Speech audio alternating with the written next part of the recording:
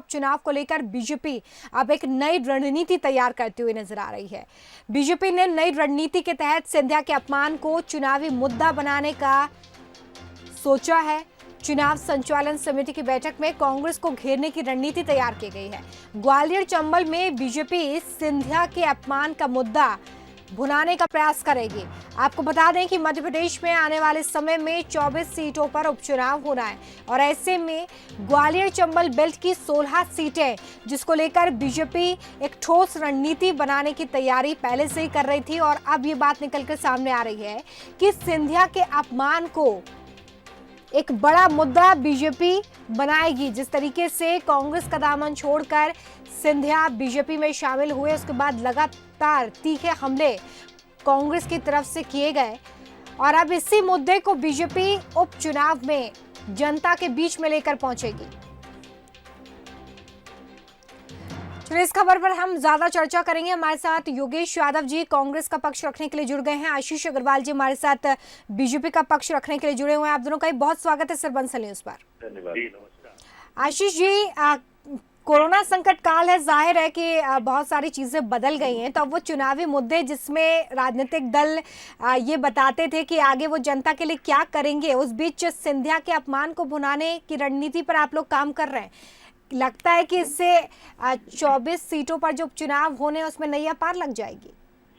रोमिता जी, देखिए, भारतीय जनता पार्टी अपने सभी चुनाव विकासवाद और राष्ट्रवाद पर लड़ती है। अब क्योंकि बात जब निकलती है तो दूर तलक जाती है, तो निश्चित ही मध्य प्रदेश की 15 माह की कमलनाथ सरकार का असली चेहरा जनता के बीच हम लेकर जाएंगे।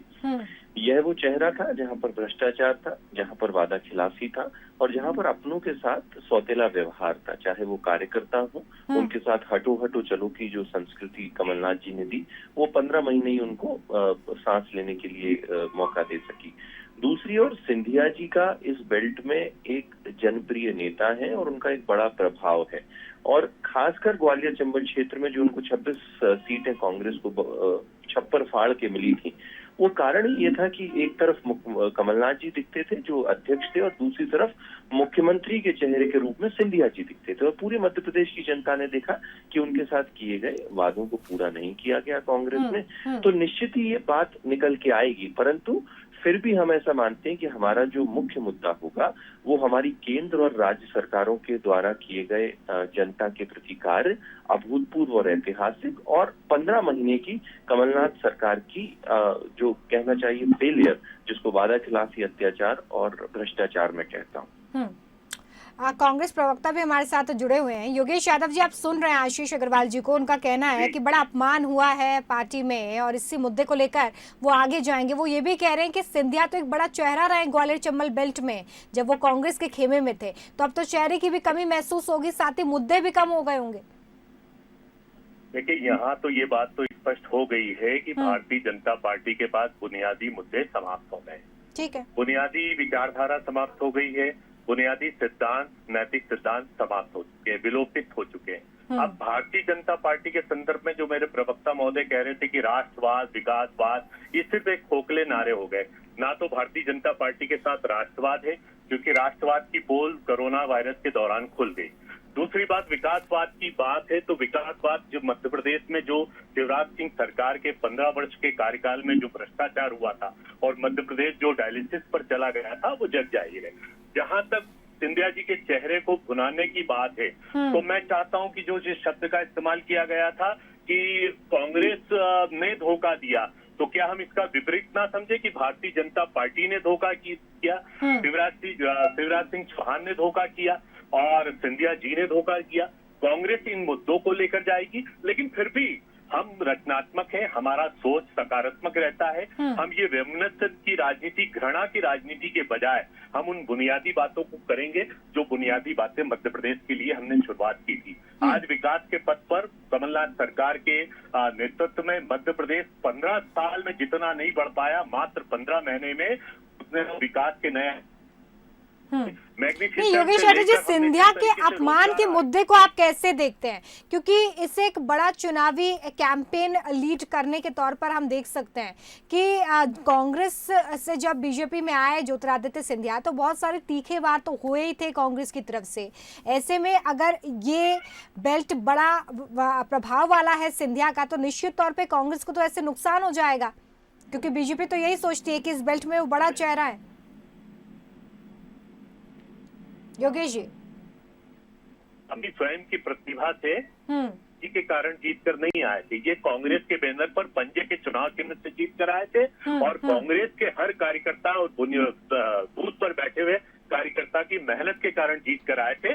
तो यदि किसी बात का भ्रम हो, मुगालता हो जी, कि ये सिंधिया जी आशीष जी, ऐसे में तो कुछ खास फायदा है। नहीं होगा। सिंधिया के अपमान को अगर बीजेपी भुनाना चाहती है, अपमान किसका हुआ? अपमान तो कांग्रेस का हुआ ना मैम। अपमान तो कांग्रेस ने, धोखा तो कांग्रेस ने सहन किया और शिवराज सिंह चौहान स्वयं स्वीकार कर चुके हैं कि केंद्र सरकार के इशारे पर हमने सरकार को गिराया है। अब मैं तो ये चाहता हूँ कि वो आपके टीवी के चैनल पर ये भी बता दें कि खरीद फरोख्त की रकम कितनी थी, तो वो इतना स्वीकार कर गए। आशीष जी, आप ही के सवालों के साथ जा रही हूँ मैं आशीष जी के पास। आशीष जी, यहाँ पर योगेश यादव जी कह रहे हैं कि सिंधिया अपने बलबूते पर चुनाव जिता के नहीं लाए, वो तो कांग्रेस का सिंबल था इसलिए लोगों ने वोट कर दिया।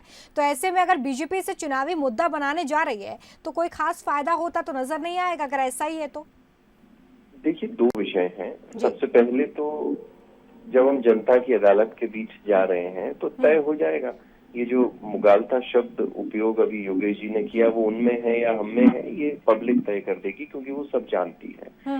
देखिए, 15 माह की कमलनाथ सरकार के अगर कामों पे कांग्रेस जाएगी तो मैं उनको शुभकामनाएं और बधाई देता हूं, क्योंकि ये सकारात्मकता से ही चुनाव लड़ना चाहिए। तो सिर्फ एक वो वाक्य था जो राहुल गांधी ने चिल्ला के कहा था कि 1, 2, 3, 4, 5, 6 और 10 दिन के अंदर कर्ज माफ हो जाएगा, नहीं तो मैं मुख्यमंत्री बदल दूंगा। वो 15 माह तक नहीं हो पाया। कांग्रेस के स्वयं जो लक्ष्मण सिंह थे, सिंधिया जी थे, दिग्विजय सिंह जी थे, उन्होंने लगातार कमलनाथ जी को याद दिलाया आप वादा पूरा नहीं कर रहे हैं। भ्रष्टाचार की बात करें तो पैरेलल सीएम की जो प्रवृत्ति थी, उमंग सिंगार जो उनके मंत्री थे, उन्होंने दिग्विजय सिंह जी को क्या कहा? उन्होंने कहा वो माफिया हैं, वो ब्लैकमेलर हैं। और आशीष जी, क्या इसी के इर्द गिर्द चुनावी मुद्दे रहने वाले हैं? क्या जनता ये नहीं जान पाएगी कि इन 24 सीटों पर आपके लिए क्या प्राथमिकताएं होंगी, उनके लिए क्या कुछ होने वाला है? क्या ये उन्हें नजर नहीं आने वाला है? क्योंकि चुनावी कैंपेन में जनता की तो नजर इसी पर होती है कि आप उनके लिए अगले 5 साल करने क्या जा रहे हैं। लेकिन फिलहाल ना तो कांग्रेस और ना बीजेपी इस मुद्दे पर बात करते नजर आ रहे हैं।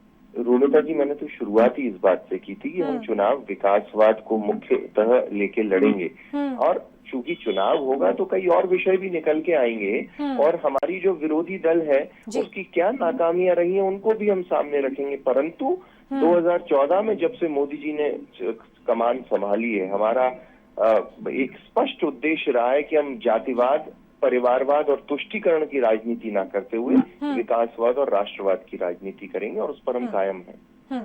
चलिए, बहुत शुक्रिया आप दोनों का हमारे साथ जुड़ने के लिए। तो देखिए, उपचुनाव में मुद्दे क्या होंगे ये आप भी जानना चाहते होंगे। इस बीच सीधे सीधे अभी जो उपचुनाव है वो शिवराज सिंह चौहान के पहले के 13 साल का कार्यकाल वर्सेस कमलनाथ के 15 महीने के कार्यकाल के साथ होता हुआ नजर आ रहा है कंपैरिजन यहाँ पर। और कोरोना संकट काल में जो बड़े बड़े मुद्दे हैं, जिसमें हम रोजगार की बात कर रहे हैं, हम ये बात कर रहे हैं कि कैसे मध्य प्रदेश कोरोना संक्रमण से बाहर निकलेगा, ये तमाम मुद्दे तो हैं। लेकिन फिलहाल सिर्फ एक मुद्दा जिस पर बीजेपी रणनीति तैयार करती नजर आ रही है वो ये कि सिंधिया का अपमान किया गया है और इस बेल्ट में इसी मुद्दे के साथ वो आगे बढ़ेगी। हालांकि दूसरी तरफ बीजेपी का ये भी कहना है कि विकास के मुद्दे भी इसमें होंगे।